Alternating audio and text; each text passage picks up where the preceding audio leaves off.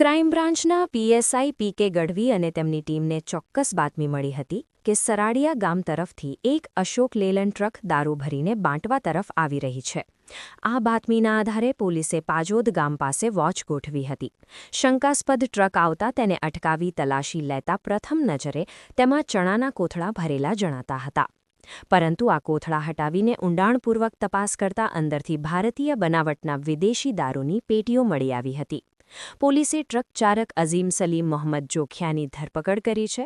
પ્રાથમિક પૂછપરછમાં આ દારૂનો જથ્થો રમણીક ભરડાએ મંગાવ્યો હોવાનું અને ધુલિયાના વિશાલ નામના શખ્સે મોકલ્યો હોવાનું બહાર આવ્યું છે. પોલીસે ટ્રક, ચણાનો જથ્થો અને દારૂ મળી કુલ ₹27,13,586નો મુદ્દામાલ કબજે કર્યો છે. જૂનાગઢમાં સોના અને ચાંદીના દાગીનાની ખરીદી માટેનો વર્ષોથી વિશ્વસનીય સ્થળ એટલે જય ભવાની જ્વેલર્સ, જ્યાં સ્ટાન્ડર્ડ 22 કેરેટ હોલમાર્કવાળા સોના અને ચાંદીના દાગીનાનો છે વિશાળ એસી શોરૂમ. શોરૂમની એક જ મુલાકાત આપ અમારા કાયમી ગ્રાહક બની જશો.